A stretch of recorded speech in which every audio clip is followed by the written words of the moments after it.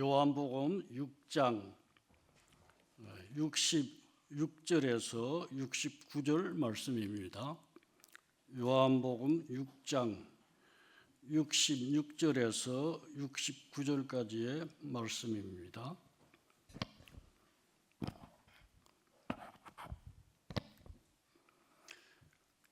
짧으니까 같이 읽겠습니다. 그때부터 그의 제자 중에서 많은 사람이 떠나가고 다시 그와 함께 다니지 아니하더라. 예수께서 12 제자에게 이르시되 너희도 가리느냐? 시몬 베드로가 대답하되 주여 영생의 말씀이 주께 있사오니 우리가 누구에게로 가오리까? 우리가 주는 하나님의 거룩하신 자이신 줄 믿고 알았사옵나이다. 아멘. 설교의 제목은 우리가 누구에게로 가오리까 하는 제목입니다.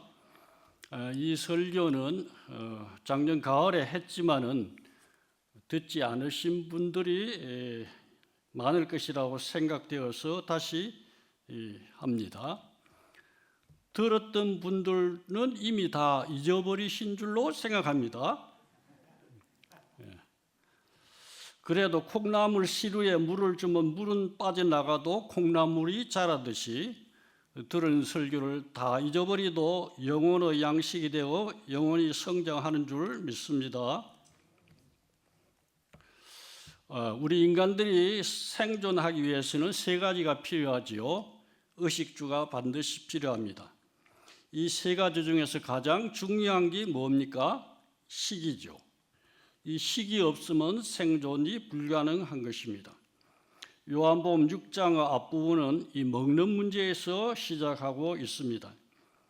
예수님께서 병자들을 그저 말씀으로만 고치시는 표적을 행하시자 큰 무리가 예수님께로 모여들었고 시간이 지나자 배고픔의 문제가 생겼습니다. 그래서 한 아이가 가지고 있었던 500여로 5,000명을 먹이셨고 남은 조각이 12바구니에 가득 찼습니다.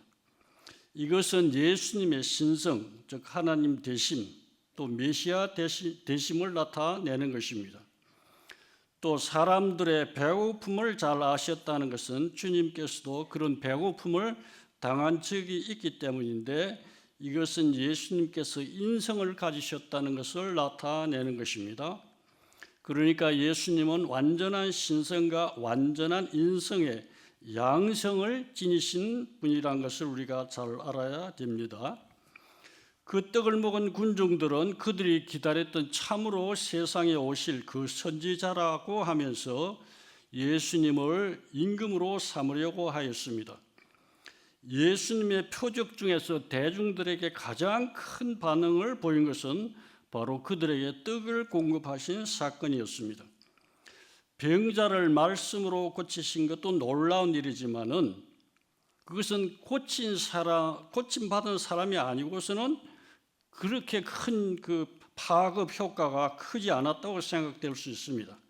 그러나 떡을 그렇게 기적적으로 먹은 것은 수천 명의 무리였고 그들이 모두 직접 체험을 했던 것입니다.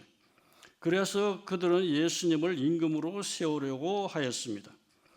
그렇게 된다면 한평생 떡값이 없어도 계속해서 떡을 먹을 수 있으리라고 기대를 한 것입니다.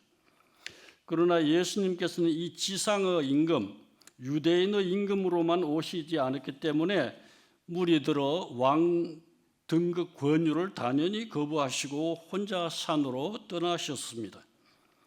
예수님께서는 가변적이고 유한한 지상의 나라의 왕이 아니고 영원한 하나님의 나라의 왕으로 오신 분이기 때문이었습니다.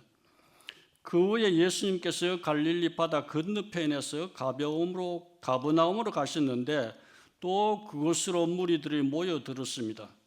그러자 그들에게 관련된 깊은 영적 진리를 가르치셨습니다. 첫 번째는 두 종류의 떡이 있다 하는 거죠. 예수님께서는 무리들에게 두 종류의 떡에 대해서 말씀하셨습니다. 첫 번째는 육신을 위한 떡. 육신을 위한 떡을 뭐라고 말씀하셨느냐면 썩을 양식이라 하고 요한복음 6장 27절에서 말씀하셨습니다. 사람이 입으로 먹는 음식은 위에서 소화되고 영양은 몸속으로 흡수되어 사람이 건강을 유지하게 되는 것입니다. 그러나 몸도 세월이 가면 늙어지고 결국은 죽음을 맞아 땅으로 돌아가서 썩게 되는 것입니다. 몸만 그런 것이 아니라 몸이 있음으로 가졌던 육신의 모든 욕망, 세상에 속한 모든 것들, 재물이나 권세나 명예나 지위나 쾌락도 결국은 다 썩고 마는 것입니다. 영혼을 위한 생명의 떡을 말씀하시기 위해 또한 그 생명의 떡이 영생을 주는 것임에 비하면 우리가 육신을 위해 먹는 떡은 결국은 썩을 양식에 불과하다라는 것입니다. 그런 떡에 비해서 또 다른 떡이 있는데 생명의 떡이 있다는 거죠. 그것을 6장 27절에서 말씀하셨습니다. 그런데 이후로는 표현을 좀 달리하면서도 이 영생하도록 있는 양식에 대해서 여러 번 말씀하셨습니다. 요한복음 6장 28절에서 31절에서 주님은 무리들과 대화 중 자신이 하나님께서 보내신이라고 말씀하셨습니다. 그러자 무리들은 우리가 당신을 믿도록 행하시는 표적이 무엇이나이까 그렇게 했죠. 출애굽 때의 광야에서 자신들의 조상이 먹은 만나를 거론하면서 당신이 그런 정도의 표적을 할 수 있느냐라고 질문을 하였습니다. 그러자 주님께서는 요한복음 6장 32절 35절에서 그 만나란 떡도 모세가 준 것이 아니라 하나님께서 주신 것이요 그것도 일시적인 것으로 썩어질 양식이었던 반면 하나님께서 주시는 참떡인 하나님의 떡은 하늘에서 내려 세상에 생명을 주는 것이라고 하셨습니다. 그 말을 들은 무리들은 눈을 반짝반짝하면서 성경은 눈을 반짝반짝했다고 안 했지만은 우리가 상상을 할 수 있죠. 눈을 반짝반짝하면서 간절한 마음으로 주여 이 떡을 항상 우리에게 주소서라고 적극적인 자세가 되었습니다. 오병이어의 기적이 계속될 것 같은 기대로 그들을 들뜨게 되었습니다. 그렇지만 그들은 하나님의 떡에 대하여 진정한 의미를 깨닫지 못하였습니다. 그래서 주님께서 자신을 생명의 떡이라 하시면서 이 떡을 먹으면 결코 줄이지 않을 것이라고 하셨습니다. 여기서 무리들은 이해하기가 어려워진 것입니다. 주님께서 좀 더 설명을 하셨지만은 공짜로 평생 떡 먹을 기대가 사라지자 그들의 본색이 드러나고 만 것입니다. 이는 요셉의 아들 예수가 아니냐?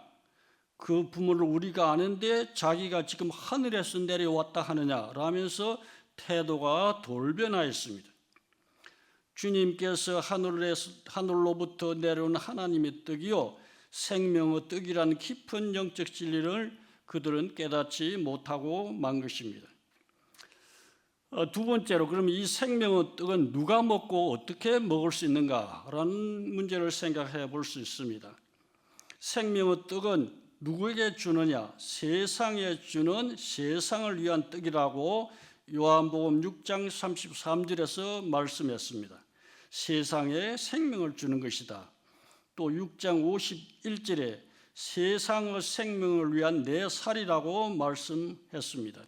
세상은 유대인만이 아니고 세상 만민이 생명의 떡을 먹을 것이라는 말씀이죠. 그러면 누가 그 떡을 먹을 수 있느냐? 아버지께서 주시는 자라는 거죠. 요한복음 6장 37절에 보니까 아버지께서 내게 주시는 자는 다 내게로 올 것이요. 또 6장 39절, 6장 44절에서 동일한 의미의 말씀을 하셨습니다. 그러니까 생명의 떡은 하나님께서 예수님께로 보내주시는 자, 예수님께로 이끌어 주심을 받는 자가 생명의 떡을 먹을 수 있는 것입니다. 그렇다면 생명의 떡을 먹는다는 의미가 무엇인가? 이 생명을 어떻게 먹는가? 요한복음 6장 47절 48절에 믿는 자는 영생을 가졌고 내가 곧 생명의 떡이라고 말씀하셨습니다. 주님을 믿는 것이 생명의 떡을 먹는 방법인 것입니다. 요한복음 6장 54절에서 내 살을 먹고 내 피를 마시는 자는 영생을 가졌다 말씀하셨습니다. 주님을 믿는 자는 이미 영생을 가졌다는 것입니다. 그럼 이 생명의 떡이 주는 유익이 무엇인가? 그걸 구체적으로 한번 생각해 볼 수가 있습니다. 주님께로 나와 주님을 믿는 것이 생명의 떡을 먹게 되는 것인데 그 유익, 다른 말로 하면 결과가 무엇인가? 첫 번째는 그리스도와 연합된다는 거죠. 생명의 떡을 먹으면 그리스도와 연합된다고 요한복음 6장 56절에서 내 살을 먹고 내 피를 마시는 자는 내 안에 거하고 나도 그의 안에 거하나니라고 말씀했습니다. 우리들의 심령에 주님이 계신다는 것입니다. 그래서 그리스도와 우리가 연합되었다는 거죠. 이것을 신비로운 연합이라고 말할 수가 있습니다. 둘째는 영생인 것입니다. 요한복음 6장 또 40절 47절에 아들을 보고 믿는 자는 영생을 얻었다고 말씀하고 있습니다. 세 번째는 종말론적인 구원입니다. 요한복음 6장 39절 40절에 아들을 믿어 생명을 얻는 것은 마지막 날에 다시 살리심을 받는 것이라고 말씀합니다. 마지막 날이란 것은 주님께서 재림하심으로 최후의 심판을 하시는 날을 말하는 것입니다. 이미 요한복음 5장 28절 29절에서 마지막 날에 무덤 속에 있는 자가 다 그의 음성을 들을 때가 오나니 선한 일을 행한 자는 생명의 부활로 악한 일을 하는 자는 심판의 부활로 나오리라고 말씀하는 것입니다. 물론 행한 일에 따른 상급이 있다는 것을 배제하는 말씀이 아닌 것입니다. 네 번째로 이 말씀은 어렵도다. 예수님께서 자신을 하늘에서 내려온 떡이라 하시고 이 떡이 참떡이요 하나님의 떡이요 세상에 생명을 주는 것이라고 말씀하시자 공짜로 떡을 계속 얻어먹고자 주님께로 왔던 무리들은 도무지 이해할 수가 없었습니다. 영적 생명의 떡에 대한 예수님의 말씀을 그들이 생각할 때 도대체 무슨 말인지 몰라서 자신들끼리 수근거리기 시작했습니다. 요한복음 6장 41절에서 그렇게 말씀하고 있습니다. 그들은 예수님을 인간적으로만 보고 요셉의 아들인 예수가 어찌 하늘에서 내려왔다 하느냐 하면서 수군된 것입니다. 예수님께서 행하신 병자를 고치는 많은 이적과 또 그들 자신이 500여의 이적을 보고 그 떡을 먹었으면서도 예수님을 단지 인간적으로만 생각한 것은 모순인 것입니다. 그들은 내 살을 먹고 내 피를 마시는 자는 영생을 가졌다는 말씀이 도대체 무엇을 의미하는지 알 수 없었습니다. 로마 제국에서 기독교가 핍박을 받은 이유가 몇 가지 있는데 그중 하나가 성만찬에 대한 오해였습니다. 주님의 살과 피를 마신다는 성찬식을 오해하여 기독 신자들은 식인종이라고도 생각하였습니다. 참 어처구니 없지만은 그런 오해를 했던 것입니다. 육신을 위한 떡을 계속 얻어먹고자 왔던 무리들의 입에서 결국은 이 말씀은 어렵도다. 누가 들을 수 있느냐라고 요한복음 6장 60절에서 말하고 있습니다. 배고플 때 떡이나 계속 먹어주면 죽을 때까지 따라다닐 텐데 알 수 없는 말씀들을 하시니 이제는 떠나가게 된 것입니다. 잠시 떠난 것이 아니라 다시는 그와 함께 다니지 아니하더라는 말씀을 보면 그들은 예수님과 완전 결별을 한 것입니다. 아까 읽은 요한복음 6장 60절에 보면 제자 중 많이 물러가고 다시 그와 함께 다니지 아니하더라고 말씀하는데 여기서 제자라는 것은 12제자가 아니고 갈릴리부터 예수님을 따라다니던 사람을 말하는 것입니다. 상당히 주님을 따라다니는 사람들도 이때 주님과 완전한 결별을 하고 만 것입니다. 그들은 떠난 자들이 된 것입니다. 이들은 예수님께서 행하신 이적들을 보고 유대를 로마로부터 독립시키시든지 아니면 자신들이 원하는 육신적이고 현실적인 문제 해결을 원하면서 따라다닌 사람들인 것입니다. 그들은 생명의 떡으로 계시된 예수님에 대하여 또 그런 영적 진리를 마음에 받아들일 수가 없었습니다. 도대체 이해가 되지 않기 때문에 그런 것입니다. 그렇다고 예수님께서 대중들이 알아들을 수 있는 말씀만 전하실 수는 없는 것입니다. 여러분, 성경을 보면 도대체 이해가 안 되는 것 많지요. 그렇게 해서 성경이 처음 본 모든 인간이 이해하도록 쉽게만 기록될 수가 없는 것입니다. 오늘날도 기독교의 핵심 진리인 십자가에서 주님이 흘리신 보혈의 공로를 믿으면 모든 죄를 용서받고 영생을 얻는다는 것은 아무나 이해하고 받아들일 수 있는 것이 아닌 것입니다. 우리나라의 대표적인 지성인 이어령 씨, 고 이어령 씨가 죽음을 앞두고 한 말에 이런 것이 있습니다. 나는 모든 것을 설명하려고 노력했지만은 이제는 설명할 수 없는 것을 믿기로 했다. 이어령 씨가 얼마나 지성적 이성이 발달한 사람이에요. 모든 걸 자기가 설명하려 했지만은 기독교의 중요한 진리는 설명이 안 되는 것이라는 것이죠. 그렇지만 그것을 믿기로 했다는 거죠. 이어령 씨는 딸의 영향을 많이 받았어요. 목사가 된 그 딸이 아버지의 영혼을 위하여 기도했는데 결국은 그는 신자로서 이 세상을 작별했습니다. 기독교의 진리 중에서 인간 이성이 받아들일 수 있는 것도 있습니다. 그러나 가장 핵심적인 사죄와 영생의 진리는 이성을 초월하는 것입니다. 마지막으로 우리가 누구에게로 가오리까 하는 문제지요. 예수님께서 설명하신 생명의 떡에 대하여 이해하지 못한 무리들은 등을 돌리고 떠나갔습니다.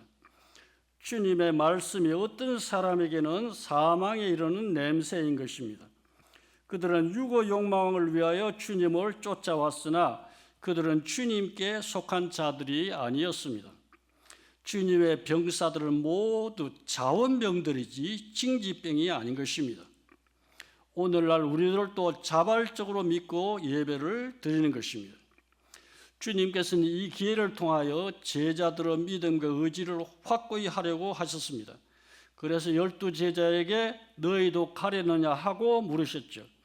그러자 베드로가 영생의 말씀이 주께 있사오니 우리가 누구에게로 가오리까? 이 답변은 요한복음 6장 63절에 내가 너에게 이런 말이 영이요 생명이니라는 말씀을 이해했다는 것을 보여주는 것입니다. 우리가 주님을 떠나서 세상으로 가서 무엇을 구하리까? 세상은 틀림없이 우리를 실망시킬 것입니다. 우리가 과거의 죄된 생활로 돌아가리까? 죄는 우리를 파멸시킬 것입니다. 우리가 생명샘을 버리고 무슨 터진 웅덩이로 가야 하리까? 주님보다 더 위대한 스승을 어디 가서 만나고 찾을 수 있겠습니까? 우리는 주님 곁에 남겠습니다. 우리가 누구에게로 가오리까 하는 말은 이런 뜻이 다 포함되고 있는 것입니다. 이런 내용은 베드로와 동행한 제자들의 고백으로 끝난 것이 아니라 오늘날 우리들도 이런 고백이 필요한 것입니다. 그래서 물질을 주시라고 한평생 기도해도 맨날 겨우겨우 살고 있다 할지라도 또 그렇게 가족의 건강을 위하여 간절히 기도해도 이 세상을 떠났다 하더라도 자식 위한 기도를 수십 년 해도 자식은 계속 기대 이하로 실망스럽더라도 남편 영혼 구원을 위해 한평생 기도했는데 아직 그대로라고 하더라도 나라 위한 기도를 간절히 해도 나라 돌아가는 꼴은 이런저런 사정으로 가슴이 답답할지라도 응답되는 기도보다 응답되지 않는 기도가 더 많다고 할지라도 또 우리들을 실망시키는 여러 가지 일이 있다 할지라도 우리도 주님 우리가 누구에게로 가오리까 하는 고백을 해야 되는 줄로 믿습니다. 조상들이 믿었던 석가나 공자에게로 가오리까? 석가는 인간 삶을 지나치게 염세론적으로 파악해서 인간의 모든 삶이 괴로움이라고 진단하였습니다. 삶이 고뇌의 일면인 것도 사실이지만은 주님께서는 우리들에게 세상이 알 수 없는 기쁨을 주시는 줄로 믿습니다. 사제와 영생이 주는 기쁨은 삶이 주는 고뇌를 초월하는 것입니다. 그래서 사도행전 2장의 예루살렘 거인들은 날마다 마음을 같이하고 성전에 모이기를 힘쓰고 집에서 떡을 떼며 기쁨과 순전한 마음으로 음식을 먹고 오라고 말씀하고 있습니다. 중국 공자는 사람에게 예를 가리켜서 그 행실에서 올바른 길을 가리켰습니다. 그 올바름의 규범의 근거는 하늘에 두고 있지만은 그가 하늘을 말하고 있지만은 그 하늘을 지으신 인격적인 하나님에 대해서는 전혀 무지하였습니다. 그러니 공자와 맹자가 우리들에게 하나님 앞에 죄인이란 가르침을 줄 수 있었겠습니까? 죄 용서함과 영생의 길에 대한 가르침을 줄 수가 있었겠습니까? 석가도 마찬가지지만 그들이 자신의 생명을 희생하면서 우리들에게 영생의 길을 주었나요?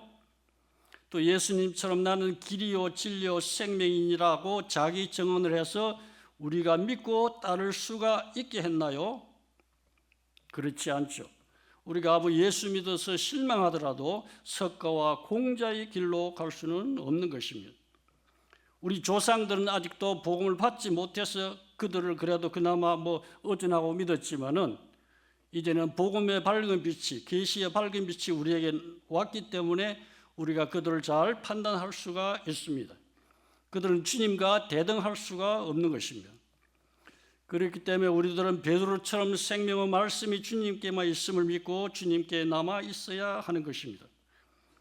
생명의 말씀뿐만 아니라 주님께서 흘리신 보혈의 공로만이 우리들의 제사함과 구원의 근거인데 우리가 누구에게로 가오리까라고 고백해야 되는 것입니다. 우리들은 주님께서 하늘로부터 내려오신 하나님의 떡이요 생명의 떡이심을 믿습니다. 예수님께서 생명의 떡이라는 것은 출생지인 베들레헴이 빵집, 떡집이라는 의미에서 이미 암시되었습니다. 떡집인 베들레헴에서 태어난 예수님께서 인류의 생명의 떡이신 것입니다. 이 떡인 주님을 믿음으로 우리가 먹었고 또 먹고 있는 것입니다. 그래서 주님과 연합되었고 영생을 주는 생명을 소유했고 또 종말의 영생의 부활로 무덤에서 나올 것을 믿습니다. 그래서 베드로의 영생의 말씀이 주께 있사오니 우리가 어디로 가오리까? 주는 하나님의 거룩하신 자인 줄 믿고 알았습니다.